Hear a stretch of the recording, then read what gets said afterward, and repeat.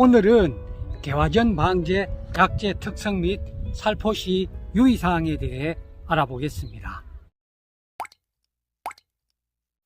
원래 개화전 방제 약재는 경북대학교 살균제는 보르도액 IC412고 사과연구소 살충제는 모스피란하고 갈립소예요.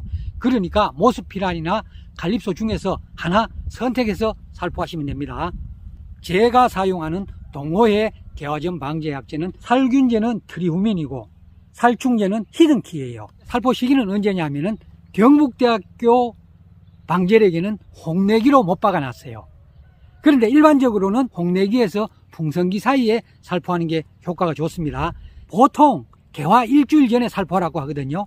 그런데 개화 일주일 전을 정확하게 가늠하기가 쉽지 않아요. 그래서 일반적으로 사과꽃이 한두 개 필 때 그때가 개화전 방제 적기라고 하시는 분들이 많습니다. 방제 대상은 살균제는 갈색무늬병하고 화상병입니다. 살충제 주 방제 대상은 진딧물이에요. 진딧물 중에서도 혹진딧물을 이 시기에 방제해야 됩니다. 그리고 개화전 방제할 때 요소나 아미노산을 첨가해서 살포하면 좋습니다. 요소나 아미노산에 붕산을 혼합해서 살포하시면 더 좋습니다. 이게 IC412 보르도액이에요. 보르도액을 개화전 방제 약재로 사용하는 것은 갈반하고 화상병을 예방하기 위해서입니다. 그러니까 전년도에 갈반이 심했던 가원은 개화전 방제 시에 보르도액을 살포하는 게 좋습니다. 그런데 화상병은 지자체에서 화상병 방제 약재는 다 공급하지요. 그러니까 이미 화상병 약을 살포한 농가들이 많아요. 그러니까 화상병 약을 이미 살포한 농가는 굳이 보르도액을 살포하지 않아도 됩니다. 보르도액은 굉장히 위험한 약재예요. 보르도액의 위험성을 모르고 무심코 살포하시는 분들이 많아요. 그렇게 살포했다가 살포가 잘못되어서 나중에 과일에 상당한 문제가 발생할 수가 있습니다. 그러니까 무슨 약이든 간에 약재가 아무리 좋아도 과일에 피해가 있으면 안 되죠. 갈반 예방에는 이보다 더 좋은 약재는 없어요. 그렇다고 기상 상태를 고려하지 않고 이 약재를 살포하다가는 큰 낭패를 볼 수 있습니다. 보르도액을 살포할 때는 부지런을 떨면 절대로 안 됩니다. 그러니까 아침 일찍이 이슬이 있는 상태에서 살포하면 약해를 입어요. 보르도액은 해가 나고 오후 3시 이전에 살포하는 게 좋습니다. 저녁에 살포하면 또 약해를 입어요. 가장 중요한 거는 보르도액을 살포하고 2일에서 3일 안에 비가 오면 안 돼요. 보르도액 살포하고 2, 3일 안에 비가 오면은 또 약해를 입어요. 보르도액 주성분은 황산구리하고 석회거든요. 이 보르도액 IC412는 물 1리터당 황산구리가 4g, 석회가 12g 들어가 있는 거예요. 보통 6,6식이라 하면은 황산구리가 6g, 석회가 6g 들어가 있거든요. 그러니까 이거는 6,6식보다 4,1,2식이니까 황산구리는 적게 들어있고 석회가 많이 들어있거든요. 석회가 많이 들어있기 때문에 6,6식보다는 안전한 약재예요. 황산구리는 굉장히 독한 물질이에요. 황산구리는 독극물이나 다름없거든요.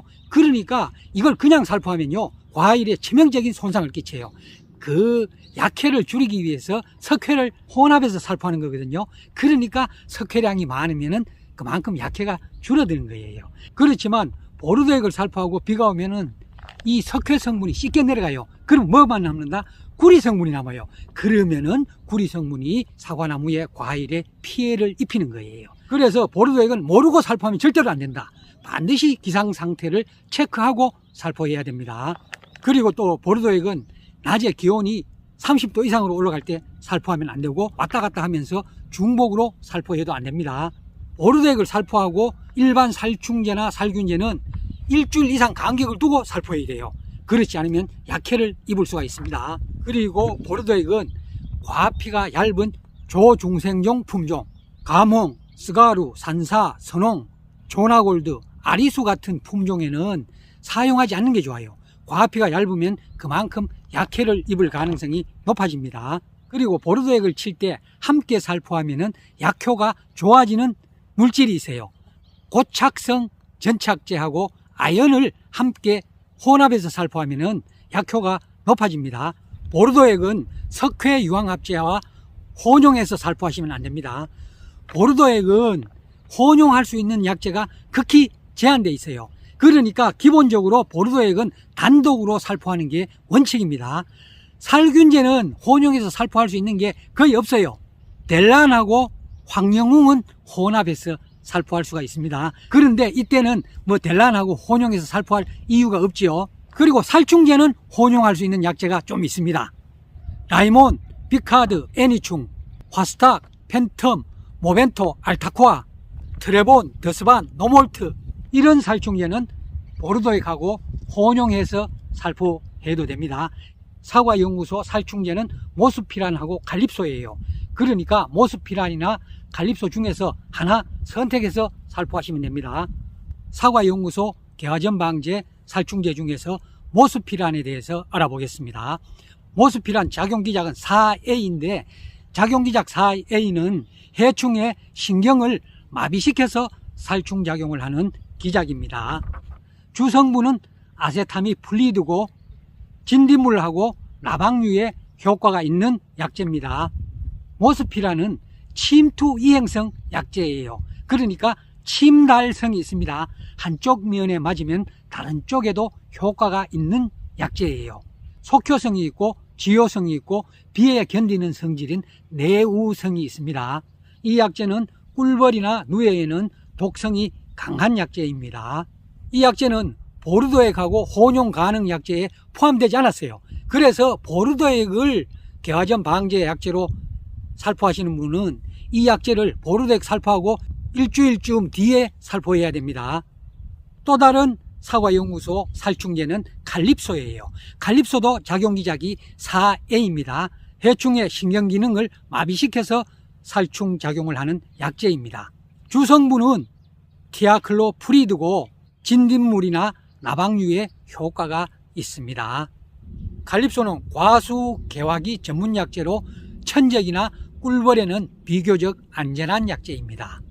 이 약재도 보르도액하고 혼용 가능한 약재에 포함이 안 되어 있습니다.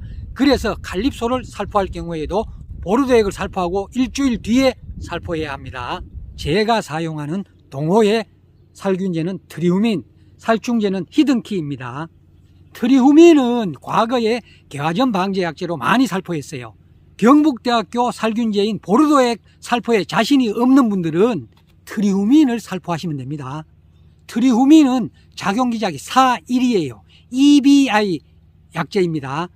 EBI 약재는 내성이 잘 생겨요. 그러니까 저항성이 잘 발달합니다. 그래서 연용으로 살포하거나 중복해서 살포하시면 안 됩니다. 주성분은 트리플루 미졸이고 주 방제 대상은 전무늬 낙엽병, 붉은 별 무늬병, 적성병입니다. 검은 별 무늬병, 흑성병, 흰가루병에 잘 듣습니다. 사과에는 탄저병에는 등록이 안 되어 있어요. 그렇지만 다른 과수작물에는 탄저병에도 등록이 되어 있습니다. 그런데 탄저병에 감염될 시기는 아니죠. 그러니까 뭐 탄저병은 그렇게 중요한 방제 대상이 아닙니다. 그런데 이 약재는 갈반에는 등록이 안 되어 있습니다. 그래서 전년도에 갈반이 발생한 과원은 트리후민 대신에 보르도액을 살포하는 게 좋습니다. 트리후민은 침투 이행성 약재예요. 그러니까 침달성이 있고 내우성이 있는 약재입니다. 이 약재는 치료 효과도 있거든요. 트리후민은 예방 및 치료 효과를 겸비한 종합 살균제입니다. 이 약재는 알칼리성 약재인 석회 유황합제나 석회 보르도액하고 일주일 이내 근접해서 살포할 경우에는 약해가 발생할 수 있습니다. 동호회 살충제는 히든키예요. 이 약재 기작은 4A, 그러니까 해충의 신경기능을 마비시켜서 살충작용을 합니다. 그리고 이 약재 주성분은 아세타미플리드예요. 모스피란하고 성분하고 함량이 똑같아요. 그러니까 모스피란하고 동일한 성분의 약재입니다. 오늘은 개화전 방제 약재 특성 및 살포 시 유의사항에 대해 알아봤습니다. 감사합니다.